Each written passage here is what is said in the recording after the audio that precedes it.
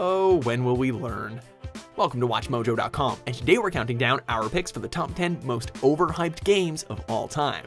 Is there anything that this game doesn't have? For this list, we're looking at those games that we were totally psyched for during the lead up to release, only to end up massively disappointed by the game's underwhelming experience upon launch.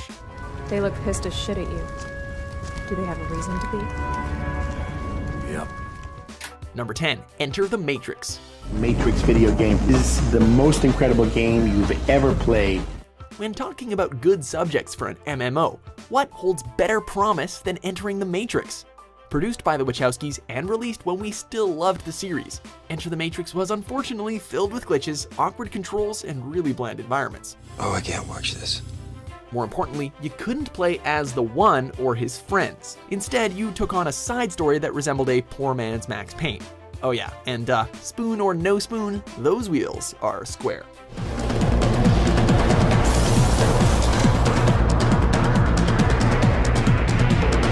Number 9, Homefront. Brother Jacob, why are you so reluctant to serve your country in its time of need? Following a resistance movement fighting against a unified Korean occupation in the United States, Homefront was set to be a great game with an intriguing story. THQ poured so much money into Homefront's marketing campaign, hoping it'd be the next Call of Duty.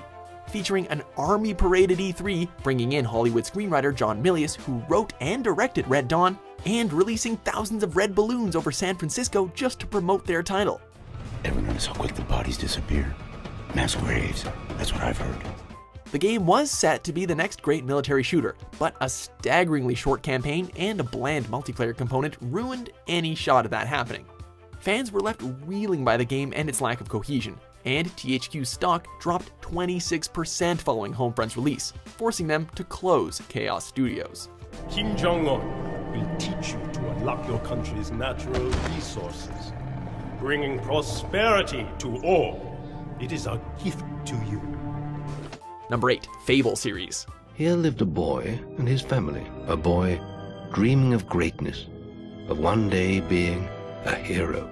Developer Peter Molyneux is credited with fueling this hype monster himself, having shamelessly claimed that he was creating the best game ever with Fable 1, over the span of 4 years with a team of 70 developers. Sure, it was an enjoyable game, but it really didn't deliver on the many revolutionary promises, and it ushered in the age of very polarizing morality choices for games. There's nothing left for you in Oakvale, and if you'd stayed, you'd be as dead as the rest of them. Oddly enough, Molyneux learned nothing from the experience and did the exact same thing for Fable 2 and Fable 3. His name is now synonymous with broken promises and ridiculous hype. It allows you to be whoever you want to be, whether it's good or evil or kind or cruel or pure or corrupt. Number 7, Mighty Number 9. Even if it's not perfect, it's better than nothing. At least that's my opinion. Considered a spiritual successor to the Mega Man series, Mighty Number 9 received widespread attention before any gameplay was ever shown, and it made up its $900,000 Kickstarter goal in a mere 2 days. The development process was even detailed in a documentary, and fan input was occasionally considered through opinion polls. However, after being delayed multiple times, many backers were immediately disappointed by the game's visuals looking drastically worse than what was originally promised, while those who could look past the downgrade were let down by the game's underwhelming levels and frequent frame rate drops. Safe to say, this was not the mighty Mega Man follow-up that we were promised. You kill an enemy, and you can absorb their power-ups, stuff that'll make you faster and stronger, and make the bad guys cry like an anime fan on prom night. Number 6, Spore. And you actually start this game kind of in a drop of water as a very, very small single-cell creature. And right off the bat, you basically just have to live, survive, reproduce. Who doesn't want to play God while simultaneously destroying him by turning evolution into a game? That sounds promising, right? Originally titled Sim Everything, Spore was meant to be an intricate and deep simulation game that billed itself as your own personal universe in a box. Unfortunately, the game actually boiled down to a series of loosely related mini-games, and it never really evolved past that.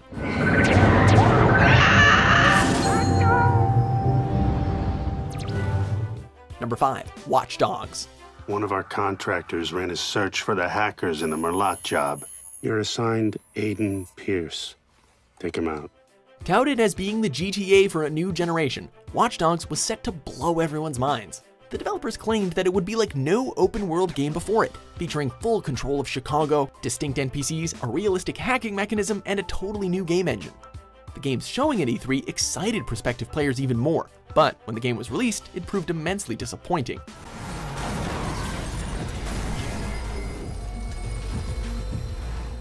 The gameplay was standard open-world stuff, and the hacking was reduced to a simple button press.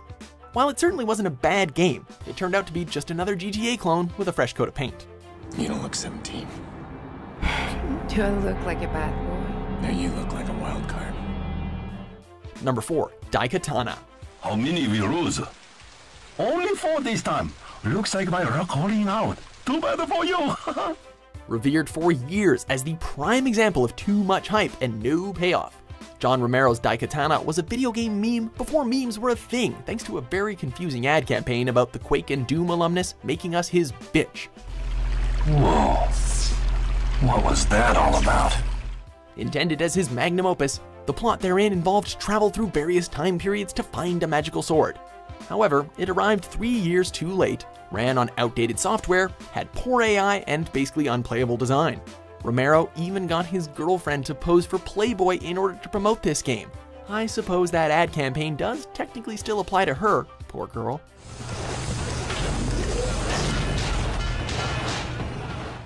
Number 3, Aliens, Colonial Marines. Rise and shine, Marines. This isn't a drill and you aren't in Kansas anymore. Set in the actual Alien universe, Colonial Marines was set to be the official sequel to the 1980s classic, complete with story tie-ins, meticulously detailed and recreated settings from Aliens, and even the voices of Michael Biehn and Lance Henriksen, reprising their career-defining roles. I'm Corporal Hicks from the USS Sulaco. I've been held under duress for months by Weyland-Yutani. We don't know what's scarier though, fighting a real-life alien or how this game turned out. It looked downright ugly, especially for a AAA release. It lacked any sort of tension or badass gun-toting heroics found in the movies, and the AI was so laughably dumb that the game became an unintentional comedy in the process. It was just a disaster through and through. Tagged another one! Number 2, No Man's Sky. It's one of the most anticipated video games that have come out in years. It stole the show at E3. The current hot-button issue of overhyped titles, Hello Games essentially wanted to make a fun little indie game, but employed some questionable marketing techniques along the way. You'd think this game was the second coming, the hype was so great, as the media and gamers alike gaped at the imaginative visuals, breathtaking scope, and seemingly limitless playtime. It looked to challenge what video games could really accomplish, and was touted as being the answer to a seemingly complacent market. Well, a small, repetitive, and somewhat incomplete indie game was all it really was, with many, and I say many of its touted promises not really making it into the final version, thus eliciting red-hot rage in gamers, the likes of which have not been seen for years. Can you run into other people, other players on the game? Yes, but the chances of that are incredibly rare, just because of the size of what we're building. Before we get to our top pick, here are a few honorable mentions. Let's reload. We're clear. Move up.